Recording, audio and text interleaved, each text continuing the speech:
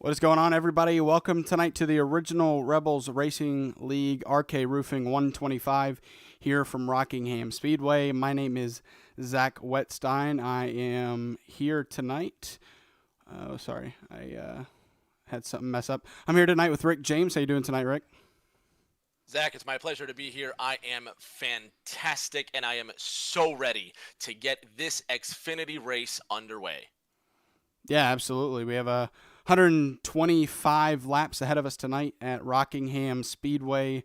We're going to pull up your race info here tonight. Just under a mile. This track is in length, 77 degrees on track. I assume that maybe will go up as this race proceeds, just because these guys are going to be running on that track, making the surface hotter, and obviously that sun, when it's out, it can make that track heat up quick. So looking forward to tonight's race. It's going to be tough, and these guys are going to be slipping and sliding tonight. Just under a mile, this track hosts some fantastic history, amazing legendary finishes as well. It's great that we get to see a modern series back at The Rock. It's going to be a sight to see for everyone involved. Yeah, absolutely. I believe the Truck Series was the last main NASCAR series to run here, and it's been a little while.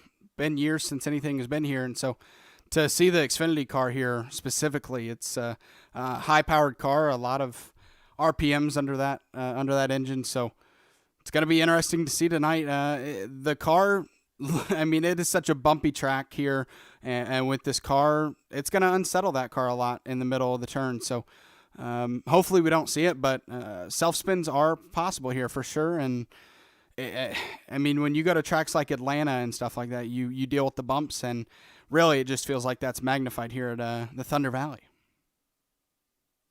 Not only magnified, but this track has an aggressive reputation for eating tires. You mentioned the self spins, Zach. These tires are not going to degrade at a rate these drivers are going to like. This abrasive sandpaper surface at Rockingham is going to test not only their skill, but their patience in tire management. Yeah, patience and tire management, and it's another tough track to pass, and so you're not only gonna have to use that patience and tires, but patience behind somebody. We're still qualifying here, I believe. So far, Jamie Barkus with the pole spot at a 23.138. Zach Wilson literally just behind him, I think 3/1000th of a second. So the top two very close in times, along with really the top everybody, really in the top 12, everybody's within about a half a second of each other. So a lot of close times, and that's gonna relate to a lot of close racing here tonight. And again, at a track that's can be tough to pass at. I expect these drivers to be fairly aggressive in the early going. Jamie Barkus is going to be shot at by the likes of Joshua Sexton right behind him, and then Garrett Kinder also starting third on the inside line. It's that Ford lockout of row number one with Zach Wilson starting second. Right behind him is going to be the 07 Chevrolet of Patrick Drabeck as well. So these drivers, they've got a lot to play for and a lot at stake. But there's a lot of potential, Zach, to lose this race in the opening laps. Oh yeah, absolutely. Jamie Barkus, Patrick Drabeck, teammates. So unfortunately, Patrick wasn't able to get that third position because they'd be starting in front and behind each other. But with Patrick Drabeck on that outside in that second lane, he's probably gonna get a better jump than these other guys. But there's not much he's gonna be able to do with it on that outside line behind Zach Wilson. But you got to imagine Jamie Barkus being the leader as of now, nobody taking it away from him. He's going to be letting his teammate know when he's going every single restart that he has the lead. So if Drabeck can get in that third or second position, I think we're going to see both of those teammates in 1-2, just kind of like we did last week at iRacing Super Speedway. They worked together early to get the 1-2 spot at iRacing Super Speedway. But obviously tonight we're not at a 3.5 mile track, but if you can be 1-2 as teammates, you always want to be in that position. Teammates are going to be important here. You mentioned how difficult it is to pass for some of these drivers. So to have that pick behind you, if you will, that car that jams the passing opportunity, it's going to take a lot of pressure off of Jamie Barkus as well. But when it comes time to 10 to go, 5 to go, Zach Wilson might not be as friendly as he was in the opening laps. Yeah, honestly, I can go for everybody. I think you talk about aggressiveness on these restarts, just to get as many positions as you can. On the like you mentioned, 5 to 10 to go. I think we're going to see a lot of action on track, whether it's under green or a caution and a restart. We're going to see a lot of action because everybody trying to get every single inch of racetrack they can, and we are gridding up. So we will go ahead and pull up your grid for tonight's race here in a moment. All right, so Jamie Barkis with the pole spot with a 23.138. Zach Wilson second, Joshua Sexton third, Patrick Drabik fourth. Garrett Kinder qualifies fifth. Sixth is Jeff Paisley. Seventh, Tanner Marr. Eric Santee eighth. Charles Stevens ninth.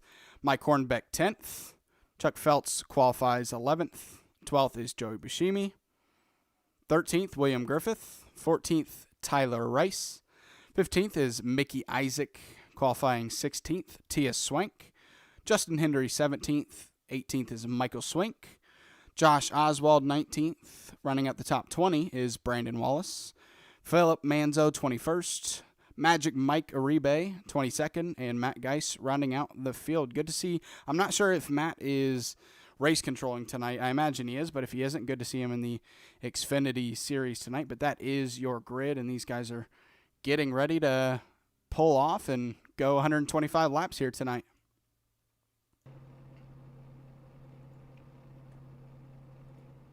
As once again, Jamie Barkis going to be your control car, so he ultimately gets that choice of when to go. I believe on the opening start, we will go by iRacing's green flag, so he can't really get a good jump there, but if he can keep that lead and we get a caution, he'll be able to control when everybody goes.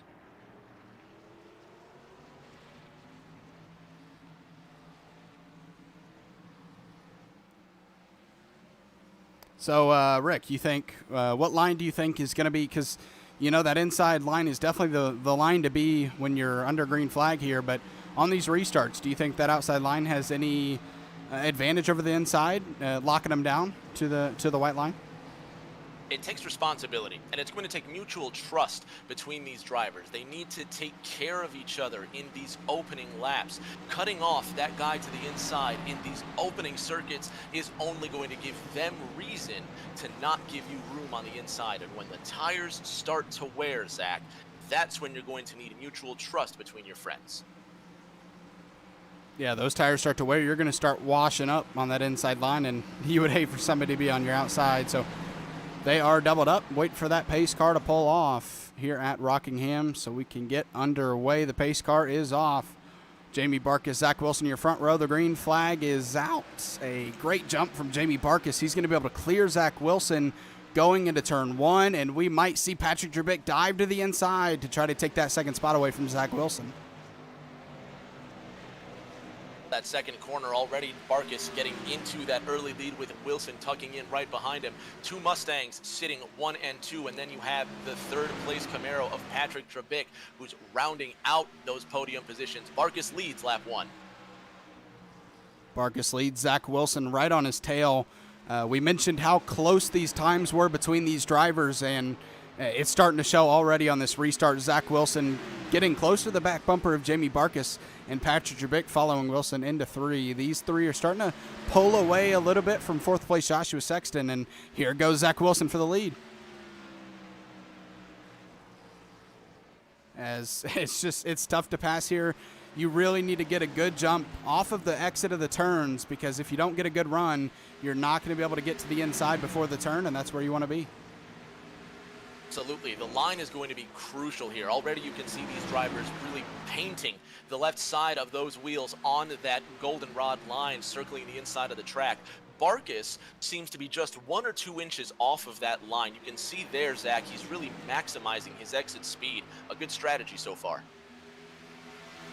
Yeah, you're going to see these drivers maybe diamond the turns, as we have some battling going back on in the pack. At least we did for a little bit, but maybe that battling is done. Nope, here it is, side by side. The 12 of William Griffith gets loose, and he's able to keep it going. Thankfully, he looked like he was about to lose it, but Eric Santee and Mickey Isaac are side by side for the 10th position. And finally, Mickey Isaac going to wear him out, and they're wrecking. The 81 slow on track, and that's going to cause our first caution. 2 cars around, about 4 involved in that caution. Mickey Isaac just barely escaping as the yellow lights come on in Rockingham. So far, 6 positions gained since the green flag. Isaac's on a mission, Zach. Yeah, we're going to take a second look at this. The 81 of, let me find it, 81 of Eric Santee was slow in front of him. So we're going to take a quick look at how that happened. Maybe he got tight out of the turn. We've seen that happen at this track. You see him in front there. He gets tight, and they are 3 wide, and they just all meet at once. Really nothing you can do. We spoke about this at the top of the show, Zach. Drivers getting too wide, cutting each other off, or not cutting each other off, but really squeezing the guy on the inside line. In these early laps, the desperation just sets in when you're sitting mid-pack, and they're really trying their best, but a bit of restraint wouldn't be such a bad thing. Yeah, as we're going to see those cars that were included in that wreck go down pit road, Mike Hornbeck and Justin Hendry. We're not seeing the 81 of Eric Santee just yet, so maybe he's going to try to stay out. You see that car, not a whole lot of damage to it, actually, for being a part of that wreck. I think he was one of the cars that didn't spin around. He was just that contact when they were 3 wide, so he's going to stay out. You see that damage to the left front, but it looks manageable, and he's going to be able to stay out on track in, right now, the 10th position. Still a lot of race to go for Santee. He's a little bit of damage. Really, he's not going to hurt him that much. But again, this is where the driver could learn a thing or two by just riding around, feel the car out. We're not even a quarter of the way through this race. We're just not even 10 laps into this race, Zach. So there's plenty of time to feel the car first, then give it everything you've got once you've got the position. Yeah, absolutely. We're going to, while we're under caution here, we'll pull up your schedule for the series. We are at Rockingham tonight, Las Vegas next week, 115 laps there at that track. Then we go to Milwaukee, so another tough track for 125 laps as well. Bristol, Atlanta, Iowa, Dover, IRP, Gateway. Those are just many of the tracks that we're going to head to. And then obviously for the first time in this series, we will have a playoffs. So we're going to have a round of 12, a round of 8, and then a championship 4 to round off the season. But we have a long time until we get there, and a bunch of interesting tracks, including the last race on the Daytona Road Course. That's such a special track, Zach. You want to talk about historic tracks and new ground for NASCAR. That Daytona Road Course is going to be a test of skill, but a great display and a treat for the viewers to see these Xfinity cars tackle that sports car circuit. I can't wait. Yeah, I've raced in this league with these guys, and I can tell you they're probably not looking forward to it. Not many people in this league that I've heard from that really enjoy road course racing, at least in these cars. So they're all going to have to tackle a new feat, and for some of these drivers at the end of the season, they're going to be fighting for a spot in the playoffs. So that is quite the track to try to make the playoffs in. And we've seen it in NASCAR with them finishing off the season on the oval, which is so unpredictable. But with us, we're going to a road course, and it's just as unpredictable because road course racing in these cars is just so much different than oval racing. It's almost the opposite of what we're trying to do here, where Rockingham is a very tight 1 mile oval that drives much like a short track or almost like a high banked Richmond. So these cars are going to have a big test coming ahead of coming up into that road course, I should say. Luckily for these drivers, a long way to go until we get there, and still plenty of tough tracks with Bristol, IRP, Talladega, so still plenty of time until we get there, and plenty of tough tracks before they have to defeat that. And Patrick Jabik, who I mentioned started 4th, and he would want to get into that top 3, and he does so. He gets into that 3rd position. His teammate's able to time that restart for him, and now he's in 2nd. Jabik gets into the 2nd place in that 07 Camaro, just gets ahead of Zach Wilson, but now Wilson can put the pressure to Jabik. As the teammate for Barkis, Wilson can not only play that pick, but he can really get in the way and make Drabik drive the car harder, try to force a mistake. But it's also up to Barkis, Zach, to stay in the lead and make him work for it. Yeah, Zach Wilson working to the inside of Patrick Drabik. And you're going to see Drabik move up, but Zach Wilson just not able to dive deep enough, and he's not really willing to dive deep enough just because it's only 12 laps into a 125-lap event. So not the time to be kind of dive bombing people just yet. So he gives those 7 room, and he's going to try to make an attempt at passing him again later on. One driver who's made plenty of successful attempts at passing Zach is Mickey Isaac in the 01 Supra. He's now climbed 8 positions since the jump. He sits in 7th right now, and he's about to take down Jeff Paisley for 6th. Yeah, Jeff Paisley, I've talked to him before. He does not like the short tracks, and you could call this a semi-short track of my own length. So it's not, the half miles like Martinsville and Bristol that we see, but it is still a tough mile and length track. So Jeff Paisley trying to tackle another track that he may not like too much, and he's doing a nice job at it. 6th place so far, but yeah, Mickey Isaac looks like he has a car to beat right now. Obviously, he's not up to the lead just yet, but already up to 7th from his 15th starting position working on Jeff Paisley. But Paisley right now doing a nice job at fighting him off.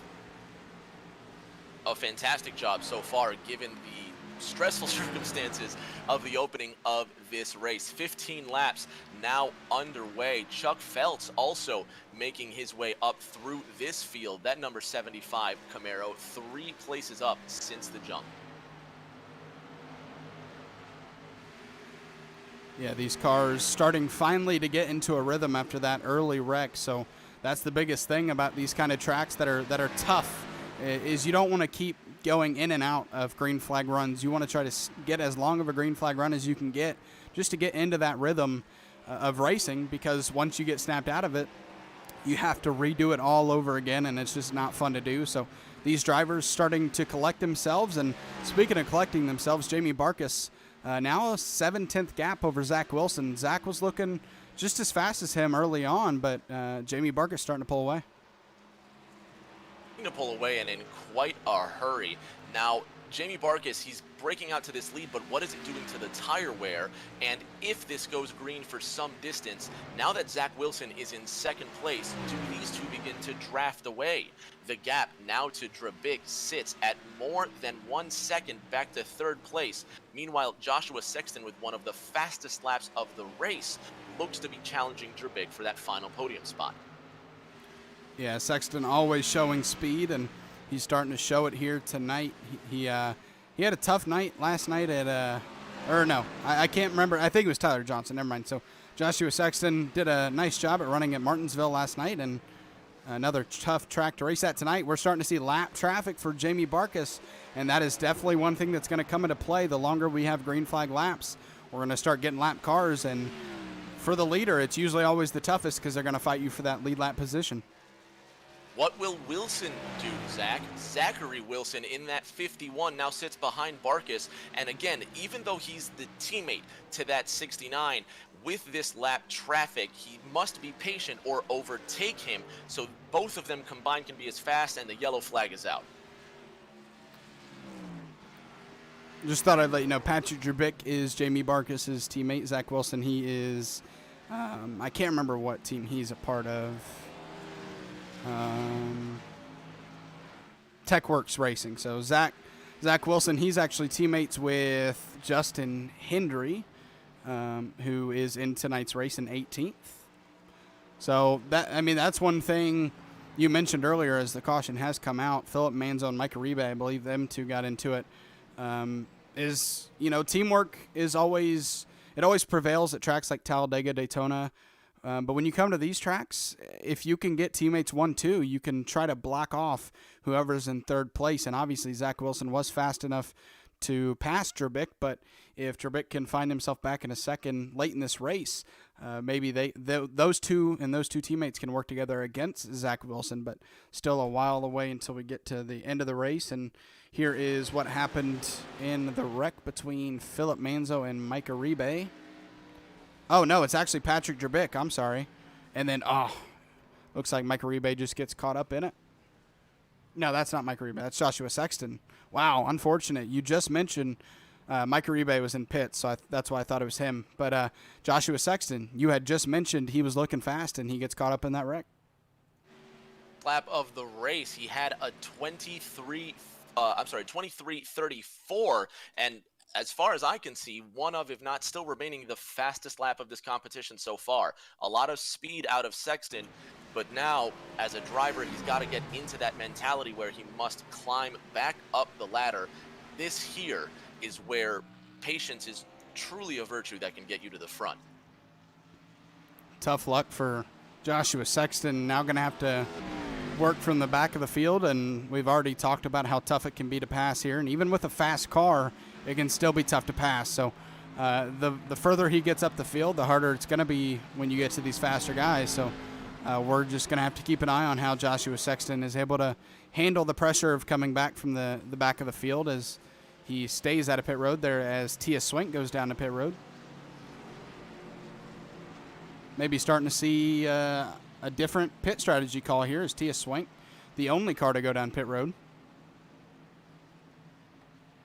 Possibly something different, possibly trying to freshen up the tires. They are wildly important. So, you know, we're getting up in laps now, but after that extended green flag period, these drivers are going to have another chance to reset, get going once again.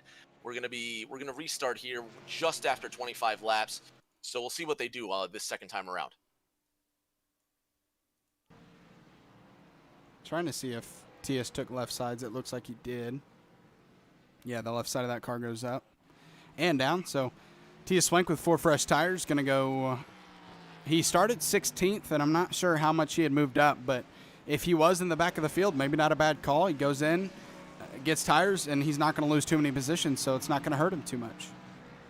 Only a net loss of 2 spots coming down pit road. Like you said, there's nothing to lose. There's 22 cars right now racing on this track, and he sits 18th. So for this second stint, while the drivers in front of him might have worn tires, he can experiment now on fresh versus worn. Also, one thing from that wreck, Joshua Sexton actually went a lap down from that wreck. So not only is he going to have to work his way from the back of the field, but he's got to maintain that lucky dog position in order to get back on the lead lap if we have another caution.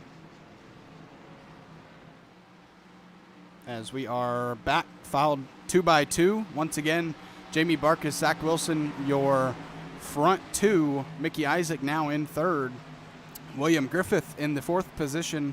I believe the 07 of Jerbick either got an EOL for that wreck or he just got caught up in it more than I thought. But he is further back in the field now in 14th, it looks like. So a new second row with Mickey Isaac and William Griffith.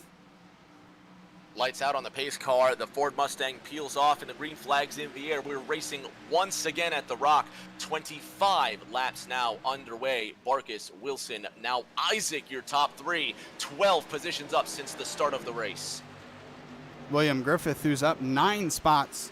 Up 9 spots from the original start, trying to make it 10 over Mickey Isaac, but that outside line eventually going to start wearing out. He's going to get the good run off. Let's see if he's able to do anything with it. A strong run on the front stretch. He might be able to clear him for 3rd. Let's see. And he is going to be able to. Strong run there from William Griffith. Now, like I mentioned, up 10 spots from 13th where he started. These two Supras nose to tail, and they could use this advantage to work together. Garrett Kinder in the 76 Mustang wants to join the party, and the yellow flag waves once again, Zach. Oh, man, Josh Oswald's front end is gone, basically. You can see the engine, if it's even still there. I mean, that was heavy contact. I think he had contact with the inside wall. Yep. And we're going to check this out. It looks like it was with Chuck Phelps, who's having a nice run as well, so we're going to find out what happened. Oswald, he gets loose in the front stretch, and Chuck Phelps just a victim of it, and heavy contact for the 17. Heavy contact in the 17, does a bit of a pirouette, comes to a smoky stall in turn 3, so it'll be a trip down to the pits to try to get some of this damage repaired. 27 laps into this race, I believe we're 3 cautions deep. The leaders remain unaffected, but it seems to me, Zach, that some of these back markers are getting just too aggressive and too desperate in these early laps.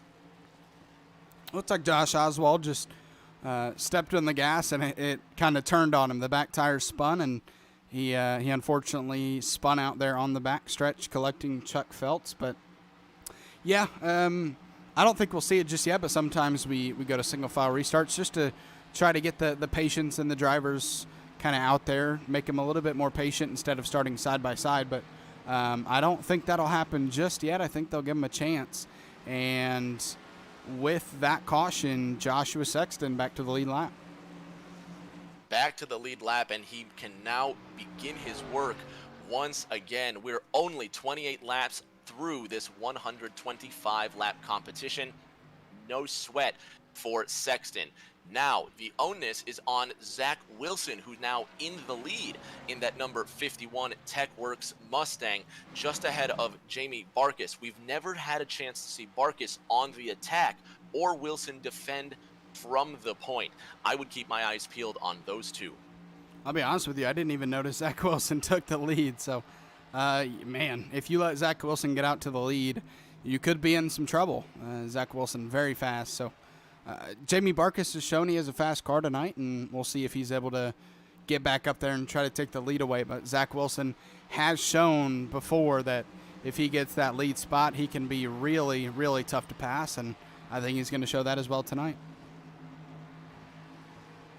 Griffith now in the third position with Isaac right behind him. Wilson and Barkas do need to get a move on because these two Toyotas, third and fourth respectively, of William Griffith and Mickey Isaac, not only are they moving as fast as possible, but they seem to pass their opponents with such ease. Zach, that could be a big problem if Barkas does not get a move on, because then Wilson is next, and this top four is really about to shake things up.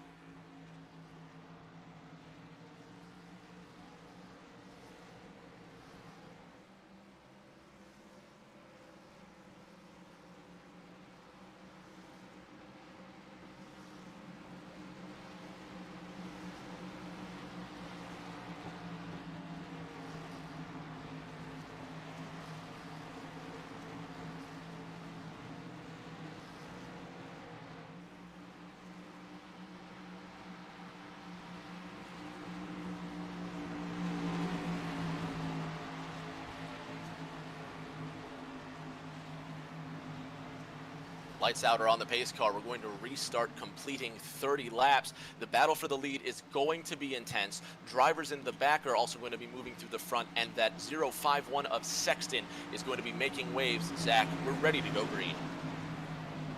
Yeah, we are ready to go green. Sexton working from the back of the field, back on the lead lap. But Zach Wilson, your control car is off. The green flag is out. What a jump. That's going to help William Griffith secure that second spot.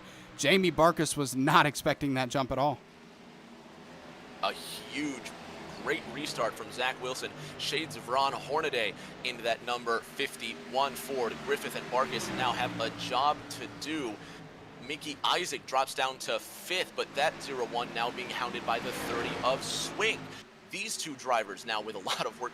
Zach, there's so much happening in this top 10. Oh, yeah, absolutely. Patrick Drubik, let's not forget about him. He fell all the way back to the 12th position, now up to 9th. He is going to be back up there in the top 3, in the top 5 to try to battle for the lead once again. But right now he has a bunch of traffic to work through, and that starts with Joey Buscemi in 8th. Well, now that these drivers have gotten single file on the inside line, passing is going to be a grand chore if you cannot do it around the outside. That takes a precise line. You see how these drivers are almost diamonding the corner, getting a very wide exit and a very deep entrance as well. Big dives, huge sweeping exits are going to be the key to making those outside passes. Man, speaking of inside passes, though, Patrick Drubik made an impressive pass over Joe Buscemi for now the 8th position. He just went up there and took it, and now about to pass Tanner Marr on the inside. So, we talked about it all night. The inside is very tough to pass with. and Patrick Drabik already has passed twice on the inside in 2 laps. You can see from the nose of that flaming Camaro, looks like flames on the inside, that blue and red flaming appearing Camaro. He's not afraid to use the bumper just a little bit, but it's worked so far, and he's really making his way up through this field in quite quick fashion. As the 81 of Eric Santee, I think he touched the wall, but thankfully he keeps it, and he'll keep going as Jeff Paisley working on the outside of him for the 11th position. Zach Wilson still your leader, a 1.6 second gap over William Griffith, and he is running away with it and showing that speed that's been unlocked since he's not stuck behind anybody anymore. He's in clean air and almost 2 seconds ahead of now Garrett Kinder as he makes a pass on William Griffith. I think William Griffith slipped up because he's now falling back to the 69 of Jamie Barkis, who's also struggling a little bit himself. He restarted second, and because of that big jump, he's fallen back to 4th.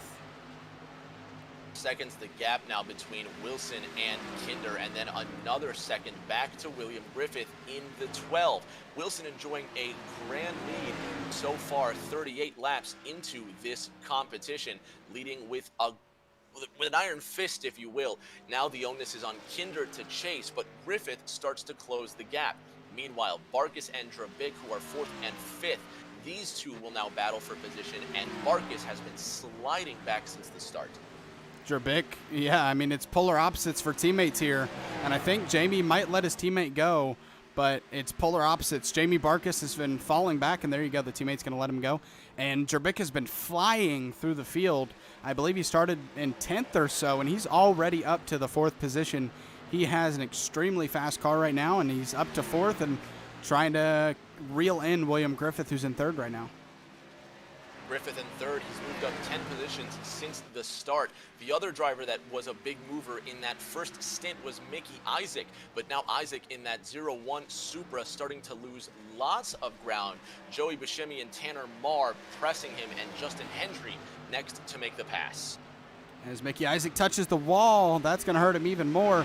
I'm starting to think maybe Mickey Isaac used up his tires to get through the field, and it's finally starting to come back to earth for him, and those tires are starting to wear off. For William Griffith, not so much, but Mickey Isaac starting to struggle a little bit back to 10th after touching the wall there. Joshua Sexton already up to the 13th position over Eric Santee, so he's trying to make his way back into the top 10 and try to move forward hopefully in the future to the top 5, but obviously first he has to worry about getting to Michael Swink in that 12th spot. Tia Swank in the 66 Mustang now closing the gap. This is the driver that came down pit road, got left side tires, and I don't know if he got 2 or 4, but so far he's making a fantastic run with what he's got. The polar opposites, as we mentioned earlier, Isaac, who didn't get tires and burned all of that fresh rubber into this early stint. Isaac about to drop out of the top 10.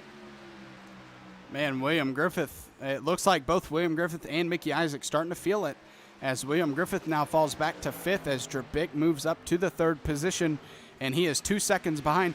I just noticed with that, Garrett Kinder is catching Zach Wilson right now, only 7/10 gap. 7/10 and falling. Perhaps Wilson has also burned the rubber as well in that number 51 Ford Mustang. That blue and white TechWorks machine well off the pace. Kinder now within half a second. Zach, this has to be the tires at work.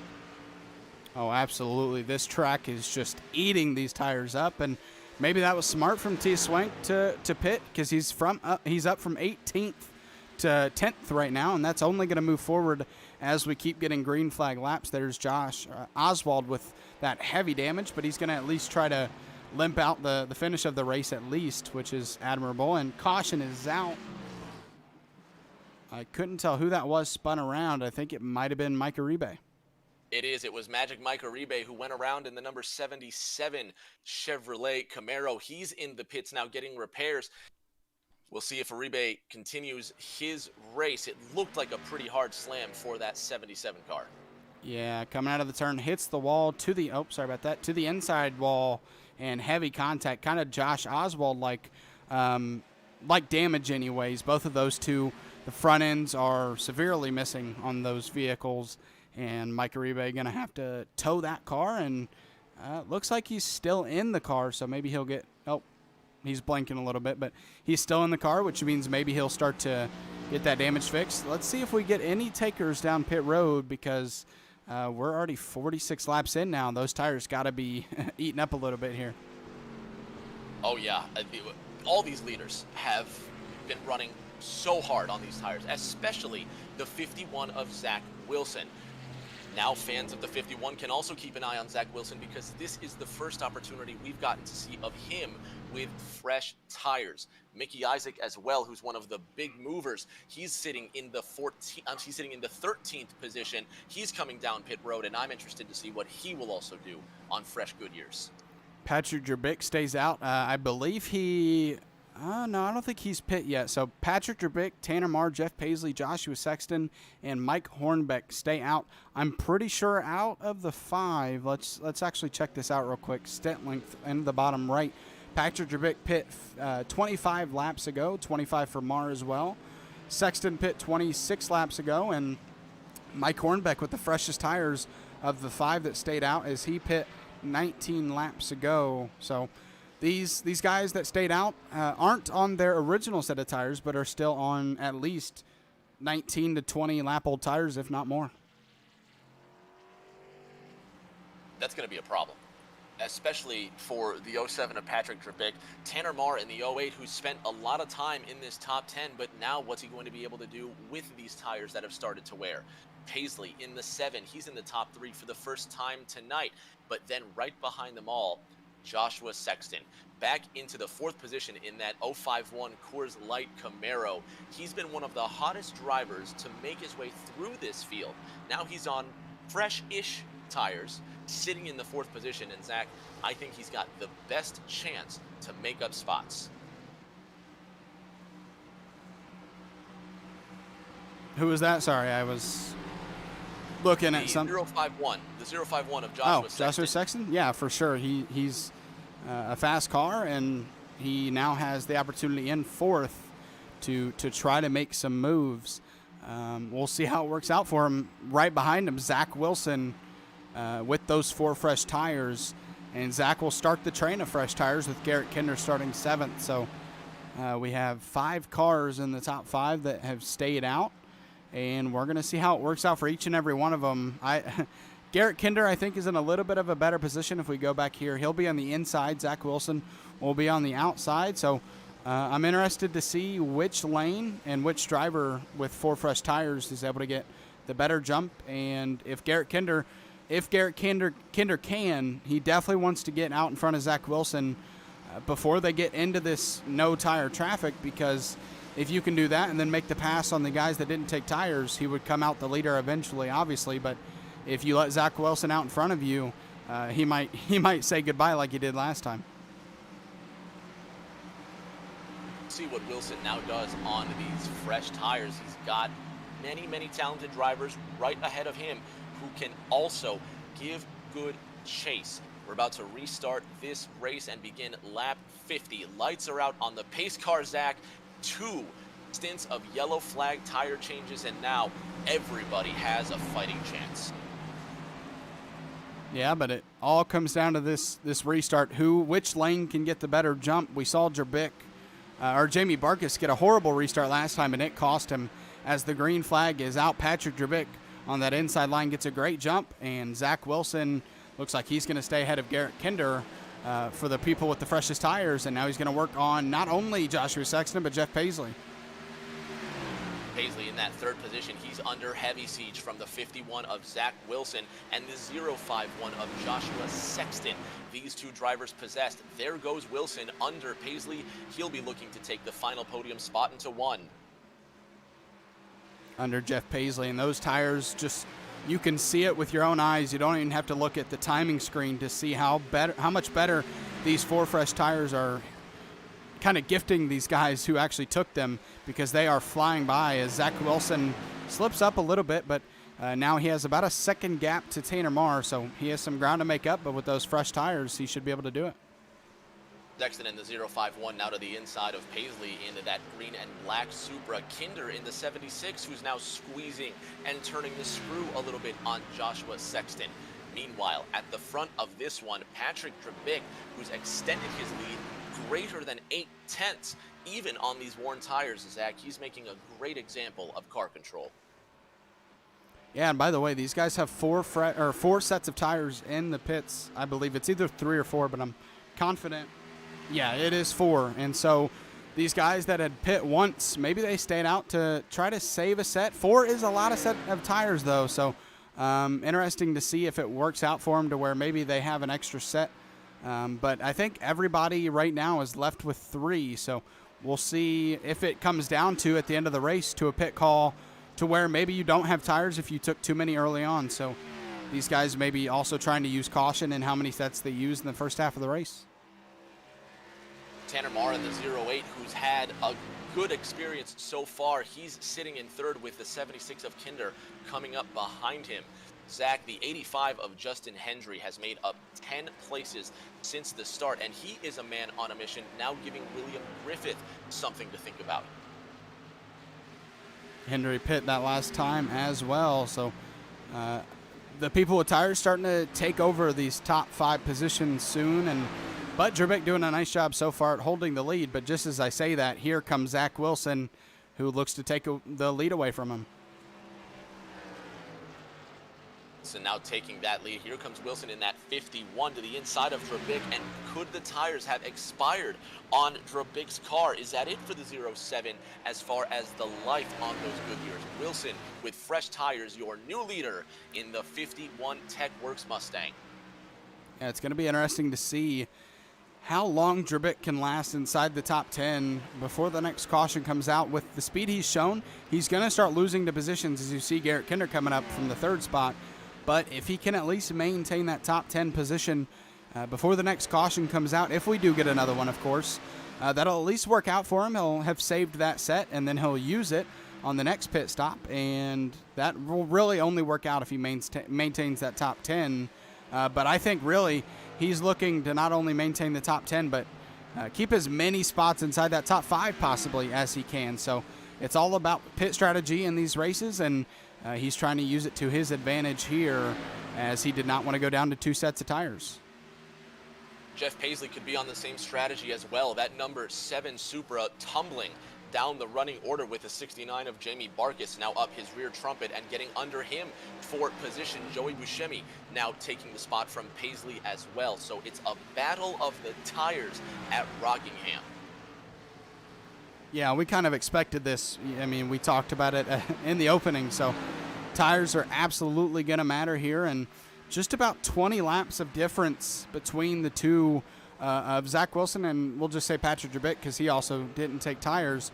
Zach Wilson, who did take 4 fresh Goodyear tires, they're just showing the difference between 20-lap-old tires and fresh tires. I mean, 20 laps around a 1-mile track isn't that much, but with how much this track eats those tires up, it's showing tonight.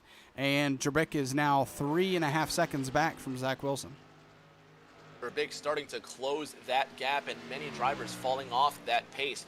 Tia Swank in that 66 Mustang, he's now coming up behind Paisley. And then the 08 car having not a struggle, but a bit of a time. Tanner Marr now on worn tires, losing the spot to Joey Buscemi, and Tia Swank is next. Meanwhile, at the front of this one, the gap now is dwindling from 2 seconds for Zach Wilson.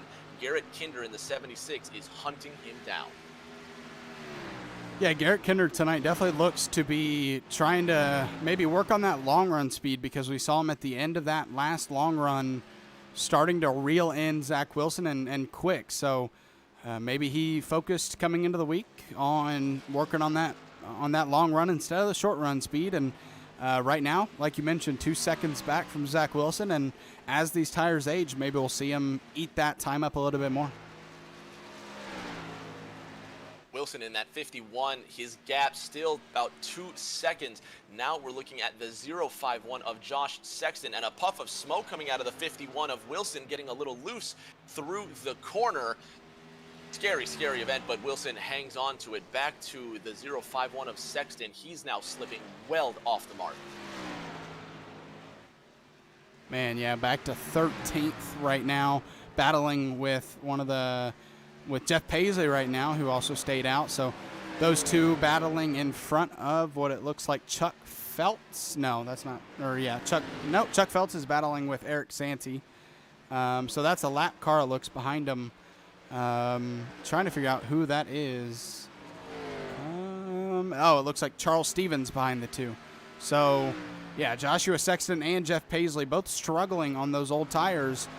But even Jeff Paisley struggling even more than Joshua Sexton right now as he's falling back quick from Joshua. Huge puffs of smoke here in that first corner just ahead of Patrick Trebick and Matthias Swank.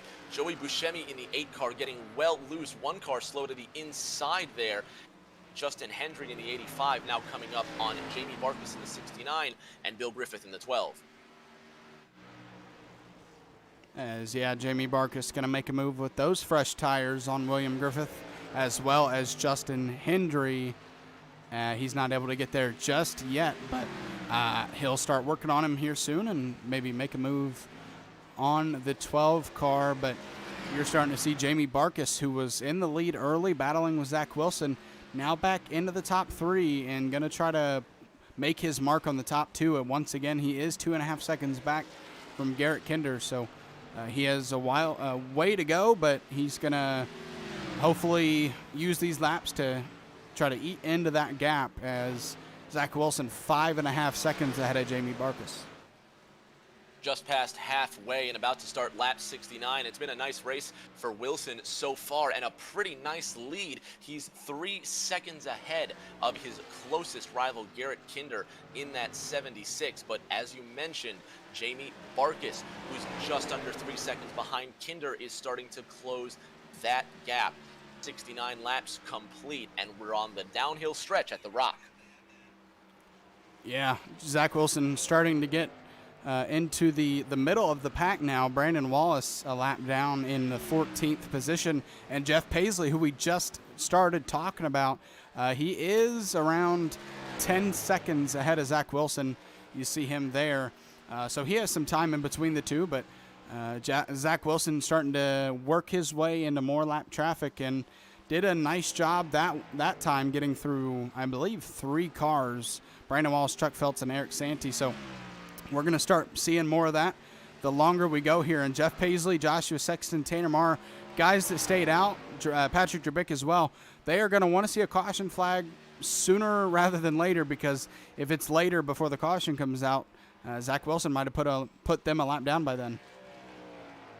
Wilson is pulling away with this one, and a caution would be the absolute last thing that Wilson needs, but he's making the best of it while he can, while he has the green flag opportunity.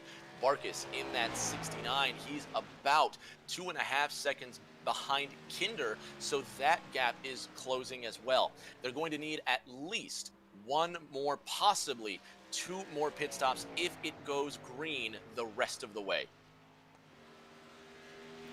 We'll see how that works out for these guys. The lead over Jamie Barkus for Zach Wilson and Garrett Kinder.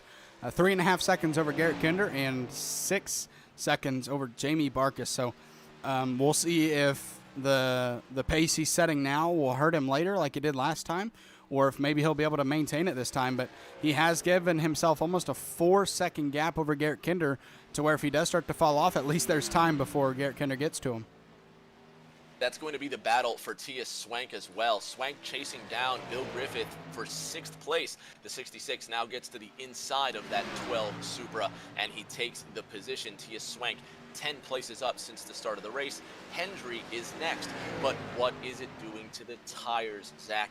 Time and time again, lap after lap, we mentioned these Goodyears continue to suffer because of the aggressive overtaking we're seeing. Yeah, it's just, I mean, the fall off in the tires is amazing here. I mean, right now, we have guys that ran their best lap at a 23.8, and they're running 25s now.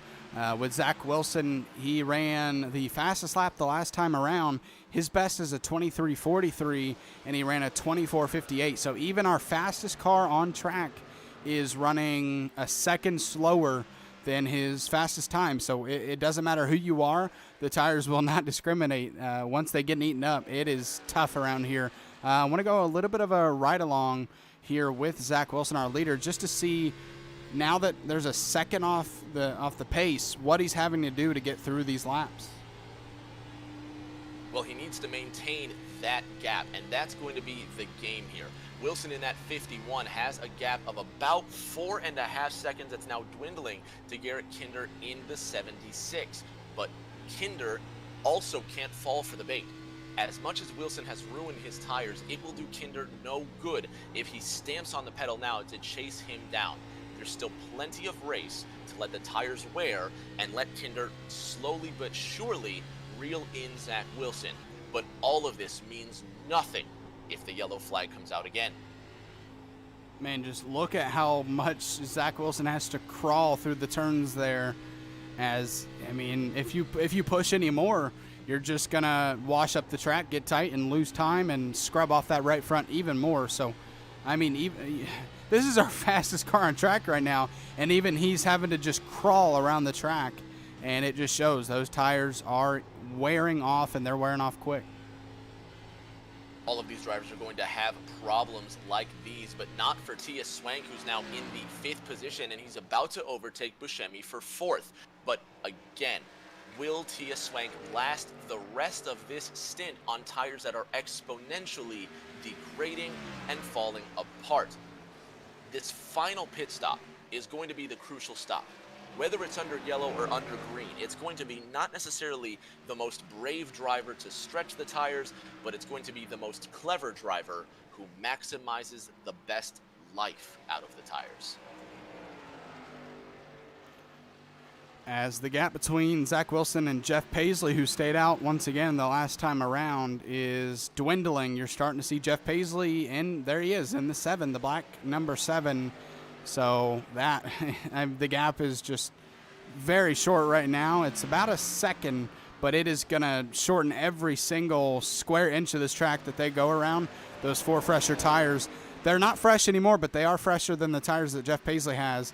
And Paisley has no way of really battling Zach Wilson off. He's going to have to give it up because Wilson is just setting such a blistering pace right now. That's going to leave 10 cars on the lead lap with the 08 of Tanner Marr now in the crosshairs of Zachary Wilson. So it's going to be a Ford-on-Ford battle while drivers start to come down pit road for these tires. We have roughly 41 laps left, so you can surmise there's going to be at minimum 2 more green flag pit stops from here. Or 1. I was about to say, maybe 1. We'll see. Sorry. No, you're fine. Yeah, you're fine. At least I would say 1 more stop before the end of the race, but we'll see how it works out fuel-wise. Maybe if fuel is good, they won't pit just because they think track position is key. But let's take a look at the stint because I have horrible memory, but the last time these guys pit was 38 laps ago. Which was around 50, it looks like 53. So, these guys are just they're either going to stretch it out or they're going to have to pit. But it all depends on those tires because sometimes the tires dictate whether you're going to pit more than fuel. So, with the fall off that these tires do have, we'll see if some people in this pack decide whether or not to pit. But Zach Wilson, I think he's going to stay out as long as he really can to try to build this gap over second place Garrett Kinder. Now leading by 4 seconds and less than that, 3.9 and counting. The 76 of Kinder, again, just naturally letting the tires bring Wilson to him. Barkas in that 69, he's making time up on the leaders as well. But again, Wilson can stop the bleeding by coming down pit road. Perhaps the drivers behind him will take the bait and also join him. They're going to need 1 more pit stop anyway, Zach. It wouldn't be so harmful to short pit now and make everyone join you. Yeah, the first car who pits is going to basically drag everyone else down. You're always going to have the one driver who stays out as long as they can just to try to catch the caution and catch a bunch of people a lap down. But most likely if one person pits up here up front, it's going to drag everybody else down because since it's now 2-second fall off for these leaders, about 40 laps into this run, you're not going to want to stay out much longer once that one person pits, because they're going to be 2 seconds faster than you. Right now, the leader, Wilson, 2 seconds off his best lap, and it's getting just a bit more dreary, but he's doing the best that he can. 89 laps into this event. The 51 of Wilson, not necessarily swallowing up the time between himself and Joshua Sexton. It wouldn't kill Wilson to back up just a little bit, despite the fact that his gap is now down to 3.5 seconds and falling. Yeah, that time is definitely starting to fall a little bit. He's doing a better job this time around. I believe it was around 20 to 30 laps when he started to get caught by Garrett Kinder. He is starting to get caught now, but he is also in lap traffic. But doing a better job this run at building a bigger gap over himself and Garrett Kinder in order to give himself a buffer when Garrett Kinder does start to catch him. And yeah, Garrett Kinder and Jamie Barkus both making up time on him. And we're going to see, I mean, Garrett Kinder ran the only 24 on track that last time around. So he obviously has speed right now, but that changed to a 25 this time around. And actually, that last, Jamie Barkus ran the only 24 the next lap. So Garrett Kinder and Jamie Barkus both running some fast lap times for what tires they're on right now. Brandon Wallace, William Griffith now coming down pit lane. Jeff Paisley ahead of them. So you could say green flag pit stops are beginning, and this could be that move. If we assume they're going to come in just after 20 laps of tire wear, this is going to set these drivers Justin up with Hendry. Oh, look at this. The 51 gets into the 05. The 85 of Justin Hendry gets loose on the exit of the turn, and no caution yet. He's stopped under the yellow line, so a caution hasn't come out yet. Is he going to try to get that car back going? I don't think he realized a caution didn't come out. I think if he turns that car around, I think a caution's going to come out as soon as he backs on the track here. But wow, surprised a caution did not come out for that. And we're going to see as he moves here, will the caution come out? It doesn't look like it. I'm really surprised it hasn't come out. It's only because he's below that yellow line. Got to be extremely careful with how he re-enters the racetrack. Turn that traction control off and give it a bootful so he could spin the race car around, but even so, not the safest of moves, and he loses precious time here in these final 30 laps. He is finally back around, and he is going to go multiple laps down because of that 3, in fact.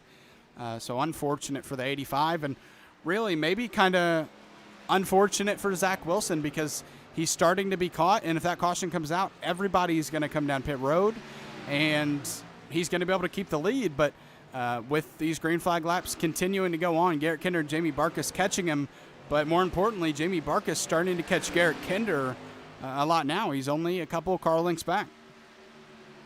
These leaders now the odd cars out. They are a few of the remaining drivers that have yet to make their second to last pit stop. I think they're trying to stretch it the distance to make this one stop to the end.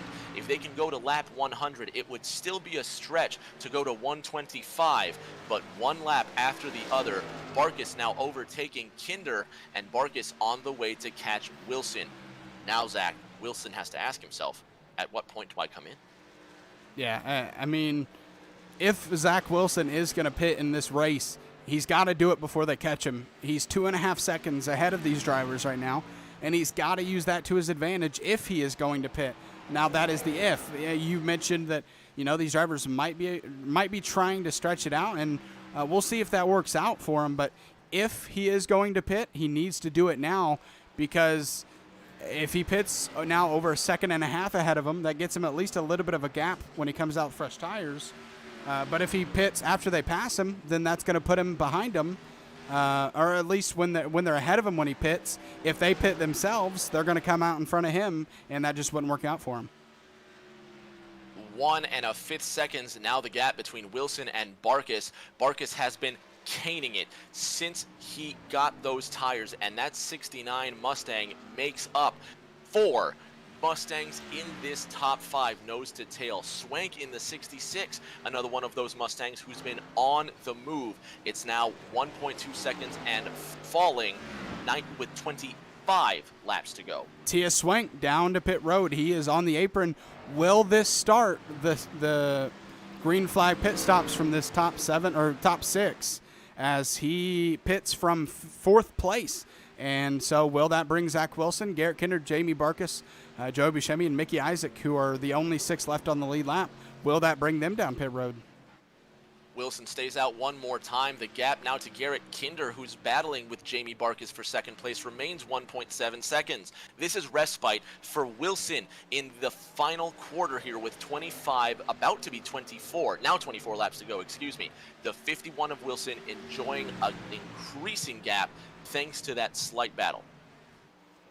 Yeah, but now Jamie Barkas is all alone, and all he sees in front of him is our leader, Zach Wilson, and he is hungry, 1.7 second gap. And we're going to see now with fresh air what Jamie Barkas is able to do.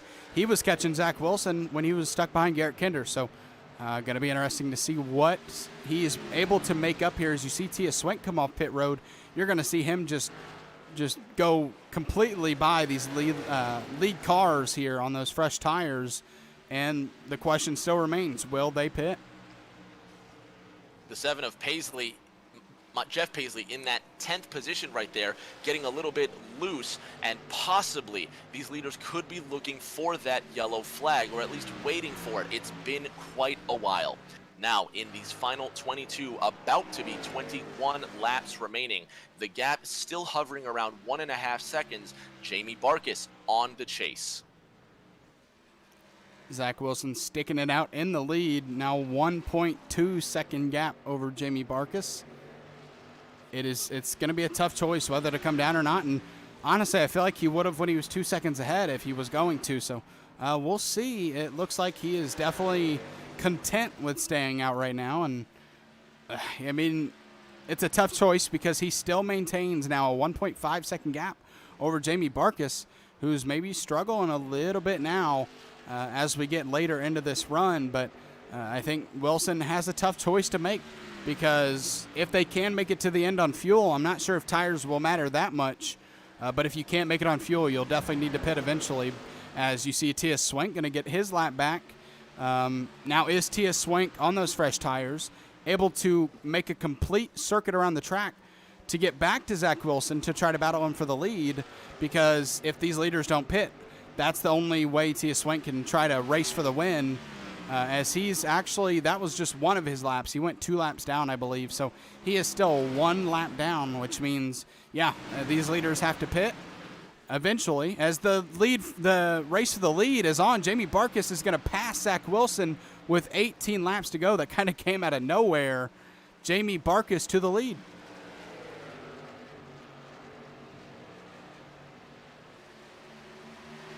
And Jamie Barkas messes up out of 2. That's going to hand the lead right back to Zach Wilson. Jamie Barkas going to fight on the outside.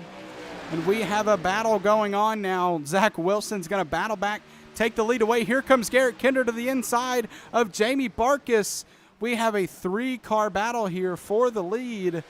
And they are 11 seconds ahead of Joe Buscemi, so they can battle all they want. The 88 of Charles Stevens, he was a car that was going another lap down to the 51 of Wilson. He got into Wilson's right rear quarter panel. If you take a look at the left rear, if you take a look at the left side of that car, there is significant damage to the sheet metal there. The 76 of Kinder now to the inside, and Wilson still struggling to get back to that inside line. Kinder to the inside, and that's going to be the move for the lead out of 2. Oh, and Zach Wilson touches the wall. That's going to open the 2nd position for Jamie Barkas. Barkas had the lead in hand, and then he got tight out of turn 2, and now he has the lead up to Garrett Kinder now, and he is flying away, and it does not look like these 3 are going to pit. And with 15 laps to go, we're going to see how it works out. Zach, the 51 is finished. If Zach Wilson cannot get this race car under control, that's going to be his race, and I believe that 45 degrees angle skid he had through turn 3, struggling to get the race car in line, burned the rest of those tires. Meanwhile, at the front, Kinder leading by 0.6 of a second, 14 to go at the Rock. Yeah, and the tough thing for our leaders, the fresh tires are going to go by them, and that's going to hold them up. As you see, Garrett Kinder has to run the outside, and that's going to open the door for Jamie Barkas to get to him. He's going to look to the inside. Jamie Barkus looking to go back to the lead, and he's going to pull it off at a turn 4 as Jamie Barkus back to the lead spot. This race is not over. Lucky number 13 laps to go into the first corner. Barkus, Kinder, your top 2. Zach Wilson still holding on to 3rd in the 51, but Joey Buscemi, a grand distance behind them. Tia Swank in the 66 with tires smoking out of 4. Cars losing control, and the 7 of Paisley right ahead of the leader Barkus with puffs of smoke coming out of those rear tires. It's a dozen to go, Zach. The leaders separated by 2/10. Yeah, this race is definitely not over for the lead with these guys getting held up by fresher tires. Now cars behind them going to try to pass them up and get a lap back, but Garrett Kinder has shown speed. Jamie Barkus has been fast all race long, so what can Garrett Kinder do really to catch him and try to pass him for the lead, because Jamie Barkus has shown speed all night. The lead is starting to grow here. Now, half a second into that first corner, Barkus in that 69 Mustang still ahead and starting to gain. Did Kinder use everything trying to defend that lead? Will Zach Wilson survive on the podium position with Buscemi closing up? 10 to go this time by. Half a second between Barkus and Kinder. Yeah, as long as Zach Wilson doesn't wreck himself, I think he'll be fine over Joe Buscemi. 7-second gap between the two. He'll be able to lock up that podium spot as long as he doesn't wreck himself, obviously. And, man, that lead now just a half a second over Garrett Kinder. I thought it had grown since then, but now up to 6/10. So, man, Jamie Barkus, we saw him get the pole spot tonight. We saw him we saw him lead early, and we saw Zach Wilson have the lead for the majority of this race afterwards. But late into this run, I believe, let's see how long it's been, 70 laps since these guys went and took tires. It's finally starting to show that Jamie Barkus on these longer runs has the best car. 1 1/3 seconds. Now the gap to Kinder, and then Zach Wilson, who's now just 6 seconds ahead of Buscemi after being 9 seconds ahead. Now, with 8 to go, Barkus in that 69 car, 1.5 seconds ahead of Kinder, and Zach, you called it. If Barkus can keep the car pointing in the right direction, he might just survive to win. Yeah, with that second gap now, and he can look at that relative and know, man, I'm faster than Garrett Kinder. All he has to do is not run slow laps, but just run easy laps. Don't try to run as fast as you can. All you need to do is to survive 7 laps, and you'll be the race winner. Like I mentioned, you can't give up too much, because then Garrett Kinder will be right there, because you know Garrett Kinder is doing everything he can to try to get back to you, but just do not make a mistake that'll cost you big time. I think Kinder just has run out of, I was going to say run out of gas, but no, he's run out of rubber, if we're being literal. The 76 car has given everything he's got, but the gap now growing close to 2 seconds, and Barkus with 5 to go next time by, like you said, needs to run the easy laps, letting lapped cars go, maintaining the gap. Now 1.5 seconds ahead of Kinder. It's not over yet, but it's Barkus's race to lose. I got to tell you, when you said Zach Wilson is in danger of giving up to Joe Buscemi when it was a 7-second gap, I was like, you're crazy. That's not going to happen. Zach Wilson only has a 3-second gap over Joe Buscemi now, and that's even dropping more. With only 5 laps to go, we'll see if Joe Buscemi is able to make up 3 seconds. But Zach Wilson is struggling right now, and that gap now down to 2.5, 2.4. I mean, it is just shrinking every single square inch of this track. The 51 is a wounded animal. He's going to lose 3rd and more. I wouldn't be surprised if he falls out of the top 5 here. Swank 17 seconds behind, but he's losing almost a second every single lap. It's going to be 3 laps to go this time by for Barkus, whose lead is also dwindling. Now sub 1 second with 3 miles remaining in this race. He hasn't led the most laps, but he definitely has had the strongest car on the long run. This is a fixed setup series or league, so nothing different about the setups. Just the driving style of Jamie Barkus here at the Rock has worked out the best. And coming to 2 laps to go, he has a 1.1 second gap over Garrett Kinder. So he's kind of doing what we mentioned. You don't have to run fast laps, just run consistent. If you can keep that lead at a second and still run easy laps, he can just let it glide home down the backstretch. One more lap around this next time by. White flag in the air next time by. Barkis, Kinder, Buscemi in that order, and Kinder has to give it everything and the kitchen sink with 1 mile to go. Barkis leads with 1.5 seconds ahead. Joe Buscemi to the third position over Zach Wilson. That car was just it looked like maybe it was damaged because the car struggled mightily to turn left. So unfortunate for that driver who led most of the race, but he's going to at least finish fourth on the lead lap. Only the top 4 on the lead lap with people pitting. But Jamie Barkis around turn 4, a 70-plus lap run to the finish. Jamie Barkis going to win at Rockingham. Sensational. A masterclass in tire control. Drivers like Garrett Kinder also controlling those tires beautifully well. And talk about the sleeper. Joey Buscemi now crossing the line for the final podium spot. Bronze medal or not, I would not have counted Buscemi to finish in this top 3 at the start of this race. But what a drive by Barkis. Just when Wilson had just burned everything out of his tires, Barkis was patient, and Barkis now sitting on top of the world after doing everything perfect.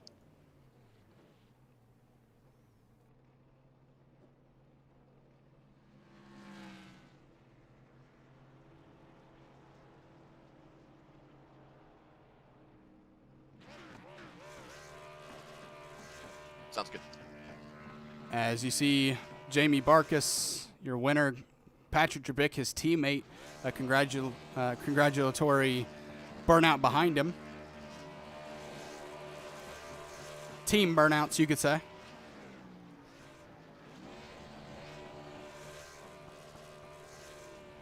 Man, I could not have, asked for, nobody, I think, could have asked for a better run to end the race.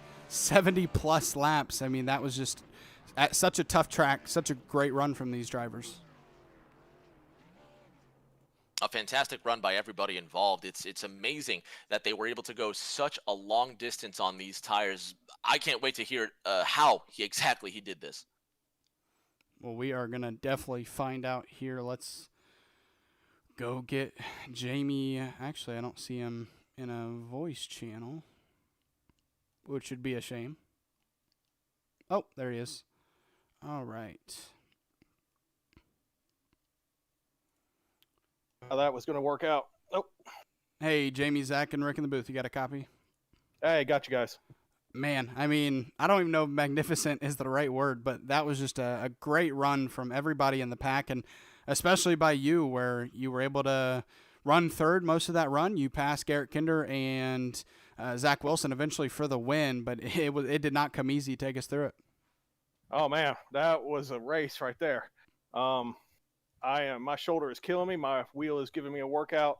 Wow, I never thought we'd have that many green flag laps at Rockingham. But yeah, the car was fast all night. Got back a little bit, let some people go. I try not to be too aggressive, especially on restarts and stuff, but just try to be patient and let it come back to me, and that worked out. Garrett, Rick here, a fantastic drive. Jamie, a fantastic drive here. I'm more interested in how difficult it was to control this race car, given the fact that you were going to go 70 laps. I'm sure that wasn't the plan, but at what point did you know it was conservation or nothing? Well, it was when Zach got out to that big lead. I think I was 6.5 back, or a little more than that, maybe. I knew I was, whatever he did, I was going to have to do. So as long as he stayed out, that's what we were going to have to do. But you're talking about controlling the car. I don't think I had any control of the car. I was just trying to hold on those last probably 15 laps. It was loose getting in. It was skating down the back stretch. I was just praying that the tires weren't going to blow and get one of the potato flags or something to ruin it. But it worked out. All right, so you got any sponsors, people you want to thank? Oh, yeah, we got a sponsor on board for this season, G2G Trailers. They're out of Indianapolis, but they sell nationwide. So if anybody needs a custom enclosed trailer, hit us up, and we'll get you in touch with G2G. All right, man. Well, once again, congratulations tonight. Heck of a run. Thank you, guys. Appreciate it. All right, and Garrett's found his way in here. So, Garrett, Zach, and Rick in the booth, you got a copy? Yeah, go ahead. Well, I'll say the same thing to you. Heck of a run. I mean, I'm going to say the same thing to everybody I talk to about this race. I mean, Rockingham, such a tough track. You don't expect that many green flag laps, yet everybody was able to keep their cars straight and do it. Take us through how tough it was to go 70-plus laps. Well, I'll tell you, I messed up a little bit. That first run was all about tire conservation for me, and then stayed out and got track position. That played a huge factor. Wouldn't have to deal with it passing around anybody or anything like that. Trying to keep up with Zach and then Jamie once you got around me. Those guys were just rocket ships all night. It was a tough race. The green flags were absolutely phenomenal. Love those long green flag runs like that. Glad to see it. Garrett, Rick here. The fact that you were able to just come through this field multiple times and finish second is a testament to the patience you had in that race car. Now, the 69 of Barkus really just caned it absolutely at the end, but what was your strategy to guarantee a top three? Patience, man. All these guys out here, they're very respectful racers. I'm sure you all saw it in the broadcast. With lead cars coming around, I mean, guys are just getting up out of the way.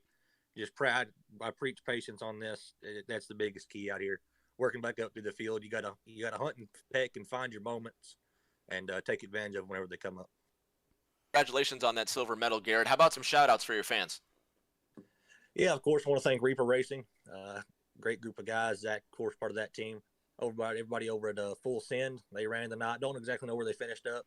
And then I'm also going to shout out to the Straggler team that we threw together tonight. It was me, William Griffith, Jeff Paisley, and Tyler Rice.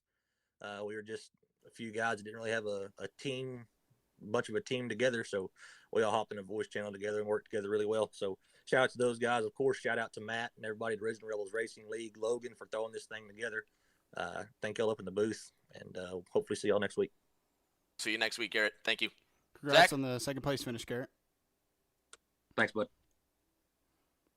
Go ahead, Rick. Sorry. No. I was throwing it back to you, my friend. All right. Well, last but not least, Joey, Zach, and Rick in the booth. You got a copy? Yeah, I got a copy. I don't usually start off the interviews the same for every single driver, but I feel like I just have to.